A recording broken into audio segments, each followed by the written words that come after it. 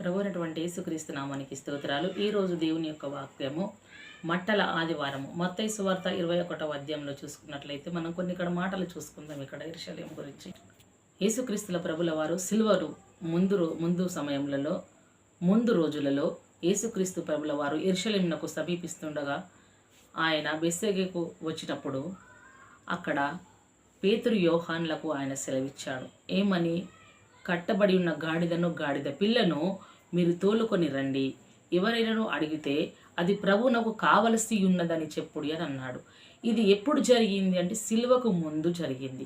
యెరూషలేమునకు ప్రయాణం జరుగుతుండగా జరిగింది. సిలువ ప్రయాణం జరుగుతుండగా జరిగింది. ఆ సమయాలలో దేవాది దేవుడు ఇక్కడ ఏమి జరుగుతున్నది అన్నటువంటి వాక్యం చూసుకున్నట్లయితే మన పాపముల నుండి మనల్ని విడిపించుటకు, మనల్ని శుద్ధి చేయడానికి యేసుక్రీస్తుల ప్రభుల వారు తన చివరి సిలువకు ముందుగా పవిత్ర మట్టలను అనగా పవిత్ర ఆదివారంగా మట్టల ఆదివారముగా మనం ఇక్కడ చూసుకున్నట్లయితే యెరూషలేములోనికి ప్రవేశించిన జ్ఞాపకార్థ దినంగా మనం చూసుకుంటాం. అదేవిధంగా చూసుకున్నట్లయితే మట్టల ఆదివారంను కూడా మనము తాటి ఆదివారం అని కూడా పిలవడం కూడా మనము చూస్తాం.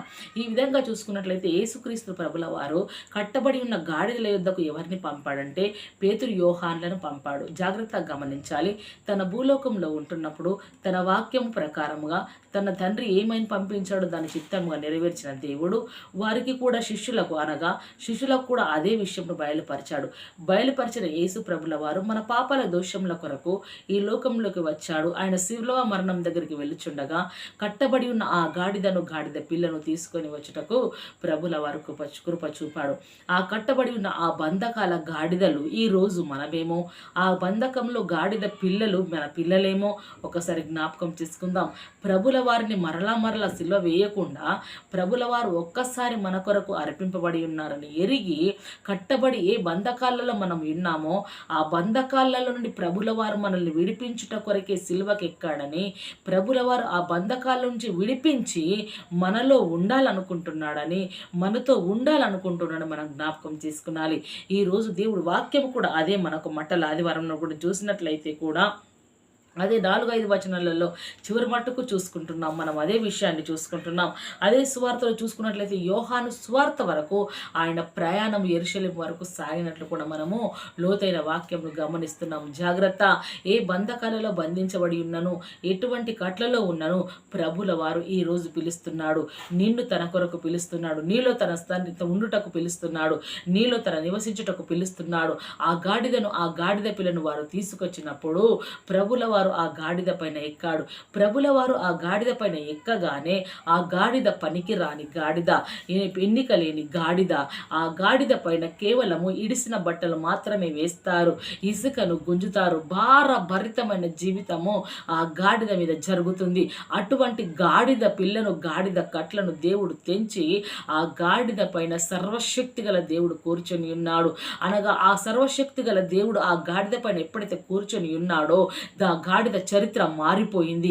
ఏ రీతిగా మారిపోయిందంటే మాసిన బట్టలు, భారమైన జీవితం మోస్తున్న ఆ గాడిద సులువైన దేవుడిని మోసింది, బలమైన దేవుణ్ణి మోసింది, ఆశ్చర్యకరమైన దేవుణ్ణి మోసింది, అద్భుతకరుడైన దేవుణ్ణి మోసింది, పునరుద్ధాన శక్తి కలిగిన దేవుణ్ణి మోసింది, పరలోక రాజ్యముని మోసింది, పాప విముక్తిని మోసింది.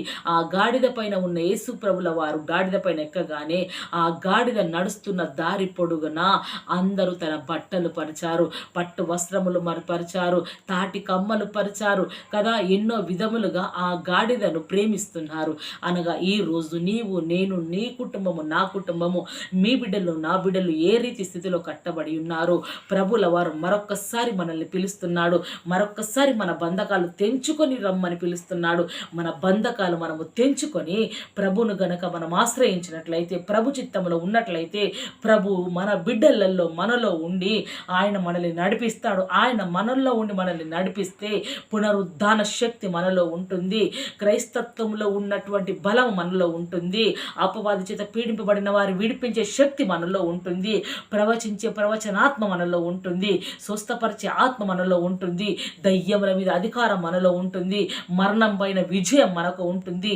ఈ లోక అధికారి పైన విజయం మనకు ఉంటుంది. పరలోకపు తాళం చెవి మన దగ్గర ఉంటుంది. పరలోక సామ్రాజ్యాన్ని కట్టే అధికారం మనకు ఉంటుంది. ఎప్పుడు కట్లబడ్డ గాడిద కట్లు తెంచబడ్డప్పుడు అప్పుడే గాడిదకు విడుదల వచ్చింది. మన కట్లు కూడా మనమున్న బంధకాలు తెంచబడితే తప్ప మనకు విడుదల రాదు. ఒకానొక రోజు నీవు మొట్టమొదటిగా దేవుణ్ణి తెలుసుకున్న రోజు నీవు అటు చూస్తే పాపము, ఇటు చూస్తే పాపము, ఇదంటితే పాపము అని మురికి వస్త్రములు అంటుకోకుండా నీ వస్త్రానికి నీ రక్షణకు ఎక్కడ పాపము అంటుకోకుండా బ్రతికి ఉన్నావేమో. ఇప్పుడు లోకమును చూసి ఎన్ని విధాలుగా పడిపోయి ఉన్నావో, కానీ ఒక్కసారి జాగ్రత్తగా గమనించు. మరలా బంధకాలలోకి వెళ్ళావేమో, మరలా నీవు బంధకపు కట్లలో ముడిపడి ఉన్నావేమో, ఆ కట్లు తెంచుకోలేని ఊపిరి ఆడలేని స్థితిలో ఉన్నావేమో. జాగ్రత్త, దేవుడు నిన్ను పిలుస్తున్నాడు, జ్ఞాపకం చేసుకో. ఒక్కసారి గమనించు. గాడిద కట్లు తెంచిన దేవుడు ఈ రోజు నీ కొరకే ఈ మట్టరాదివారం జ్ఞాపకం చేస్తున్నాడేమో. ఈ రోజు నీ కుటుంబం కొరకే, నీ బిడ్డల కొరకే దేవుడు జ్ఞాపకం చేస్తున్నాడేమో. యేసుక్రీస్తు ప్రభుల వారు సిలువకు ముందుగా వచ్చిన ఈ దినములను మన కొరకు సూచించి ఉన్నాడు. పరిశుద్ధాత్మ దేవుడు మన కొరకు ఈ దినమునాడు మాట్లాడుతూ ఉన్నాడు. మనం బంధకాలను తెంచుకొని వస్తే గనక గాడిద కచ్చిన విలువ కంటే 2 కాదు 1000 ఘనత దేవుడు మనకి అంటున్నాడు. ఎందుకో తెలుసా? తన రక్షణ మనకు గౌరవ ప్రభావములు మనకు అనుగ్రహిస్తుంది, గౌరవ మహిమలు మనకు అనుగ్రహిస్తుంది. కాబట్టి ఆయన మన లోపల ఉంటే, గాడిద పై ఎక్కితే గాడిదకి అంత విలువ వస్తే, మన లోపల ఉంటే, దేవుడు మన పైన ఉంటే, మన బంధకాలు తెంచుకొని మనము దేవుడి దగ్గరకు వస్తే, దేవుడు మనలో ఉంటే మనకు ఎక్కడ ఎటువంటి వస్త్రాలు పరుస్తారు? పట్టు వస్త్రాలు పరుస్తారు, పరమన్నములు పెడతారు. దేవుడి సన్నిధిలో ఉన్నటువంటి ప్రజలు ఎంత విలువిస్తారు. జాగ్రత్త. ఈ దినము నాడు దేవుడు మనకిచ్చిన ఈ వాక్యం దేవుడు ఆత్మమితం దేవుడు దీవించి ఆశీర్వదించి ఫలింపజేయునుగాక. ఆమేన్. Praise the lord.